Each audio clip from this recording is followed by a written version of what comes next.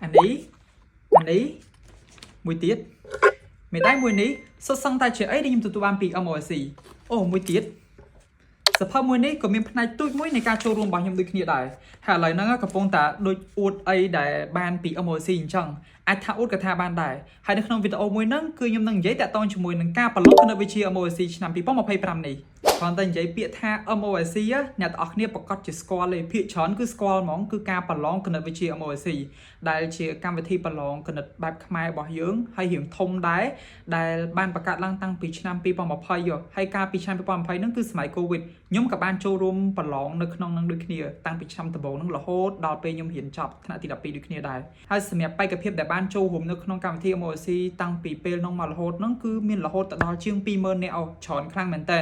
ព្រោះគេឈ្មោះនៃ MOC អ្នកទាំងអស់គ្នាភាគច្រើនគឺស្គាល់ស្រាប់ហើយខ្ញុំបាញ់និយាយច្រើនក៏បានដែរអញ្ចឹងសម្រាប់ការប្រឡងគណិតវិទ្យា MOC ឆ្នាំហ្នឹងគឺមានការបែងចែកទៅតាម category នីមួយៗដែលបានន័យថាសិស្សដែលអាចចូលរួមបានចន្លោះពីថ្នាក់ទី5រហូតដល់ថ្នាក់ទី12ដោយចន្លោះពីថ្នាក់ទី5ទៅទី12ហ្នឹងគឺបែងចែកចេញជា4 categories ដែលនៅក្នុង categories ទី1គឺ beginner ថ្នាក់ទី5ទី6 categories ទី2 foundation គឺពីថ្នាក់ទី7ដល់ទី8 categories ទី3គឺតាក់ទងជាមួយនឹងថ្នាក់ master ពីថ្នាក់ទី9ដល់ទី10ជាមួយនឹងចុងក្រោយគឺ expert គឺទី11និងទី12ហើយសម្រាប់ឆ្នាំហ្នឹងគឺរៀងប្លែកជាងឆ្នាំរាល់ដងគឺសម្រាប់ MOC នឹងប្រឡងជា2ជុំដោយជុំទី1មានឈ្មោះថា preliminary round ហើយនឹងជុំទី2គឺសម្រាប់ final round អញ្ចឹងសម្រាប់ជុំទី1គឺប្រឡង online ដោយអ្នកទាំងអស់គ្នា spend ត្រឹមតាម$10ទេហើយសម្រាប់អ្នកដែលបានជាប់នៅក្នុងជុំទី1 preliminary round ហ្នឹងហើយឬក៏ជុំបឋមហ្នឹងហើយនឹងមានសិទ្ធិអាចចូលប្រកួតនៅក្នុង final rounds ដែលក្នុង final rounds ហ្នឹងគឺអ្នកទាំងអស់គ្នាត្រូវ pay $12ថែមក្នុងហ្នឹងទៀតអញ្ចឹងខ្ញុំសូម detail តាក់ទងជាមួយនឹង preliminary round competition ហ្នឹងគឺអ្នកទាំងអស់គ្នាត្រូវធ្វើការប្រឡងទៅលើ25សំណួរដោយនៅក្នុងនោះគឺ take time 90នាទីហើយសម្រាប់អ្នកទាំងអស់គ្នាដែលត្រូវប្រឡងជាប់ទៅ final round ហ្នឹងគឺត្រូវធ្វើម៉េចនៃការប្រឡងទាំង25សំណួរហ្នឹងត្រូវ 70% ឡើងបានន័យថាបន្ទុក 70% ឡើងទើបអាចជាប់ទៅលើ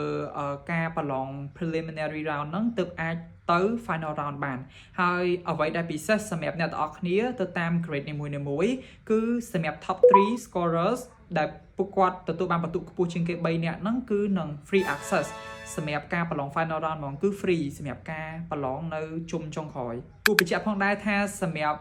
preliminary round នេះគឺអត់មាន certificate ឲ្យសម្រាប់អ្នកទាំងអស់គ្នាទេគឺពេលដែលអ្នកទាំងអស់គ្នាបានជាប់ហើយត្រូវបន្តទៅ final round ទៀតទើបអាចយកនៅលទ្ធផលចុងក្រោយបានដែលអ្នកទាំងអស់គ្នាអាចទទួលបាន trophy បាន medal ឬក៏បាន certificate ឬក៏រង្វាន់ផ្សេងៗទៀតដែលខាងកម្មវិធីរៀបចំអញ្ចឹងបានន័យថាអ្នកទាំងអស់គ្នានៅជុំ preliminary ហ្នឹងហើយត្រូវបន្តទៅ final ទៀតបើអ្នកទាំងអស់គ្នាជាប់នៅ preli ត្រូវបន្តទៅ final ហើយនៅក្នុង final ហ្នឹងទៀតសោតក៏ដូចគ្នាដែរគឺអ្នកទាំងអស់គ្នា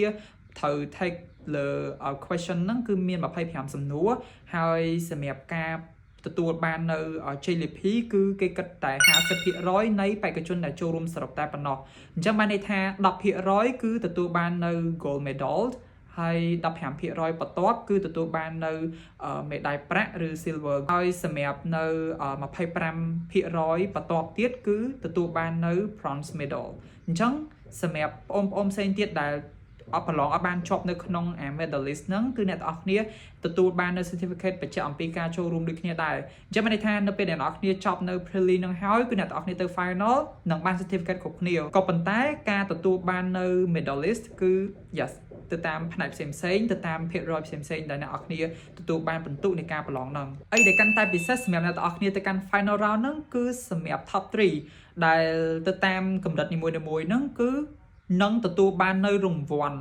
ពិសេសទៀតគឺតាក់ទងជាមួយនឹង trophy ហើយនឹង prize អញ្ចឹងសម្រាប់នៅក្នុង top 3 ហ្នឹងគឺគេបែងចែកចេញជា3ទី1គឺ champion ទី2គឺ first runner up និងទី3គឺ second runner up អញ្ចឹងតាក់ទងជាមួយនឹងកាលបរិច្ឆេទនៃការចុះឈ្មោះសម្រាប់ការចុះឈ្មោះឥឡូវគឺពជាពេលរហូតដល់ថ្ងៃទី29ខែមីនាឆ្នាំ2025ហ្នឹងហើយសម្រាប់កាលបរិច្ឆេទនៃការប្រឡងបឋមឬ preliminary round ហ្នឹងគឺប្រឡងនៅថ្ងៃទី6ខែមេសាឆ្នាំ2025ហ្នឹងដូចគ្នាហើយសម្រាប់ final round វិញគឺថ្ងៃប្រឡងនៅថ្ងៃទី4ខែឧសភាឆ្នាំ2025សម្រាប់ការចុះឈ្មោះអ្នកទាំងអស់គ្នាអាចចុះឈ្មោះបានតាមរយៈ QR នេះបានឬក៏ link នៅក្នុង caption ហើយសម្រាប់ព័ត៌មានបន្ថែមទៀតអ្នកទាំងអស់គ្នាអាចតាក់ទងបានទៅកាន់ page MOC Cambodia ចឹងកុំឲ្យឱកាសដ៏ល្អមួយនេះវាស់ស្ទង់សមត្ថភាពអ្នកនរគ្នាទៅលើមុខវិជ្ជាគណិត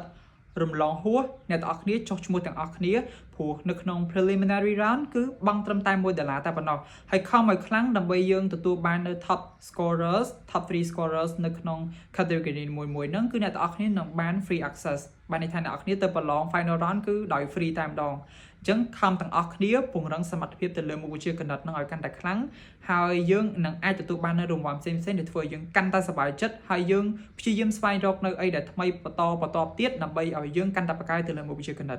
អរគុណអ្នកទាំងអស់គ្នាជួបគ្នានៅវីដេអូក្រោយ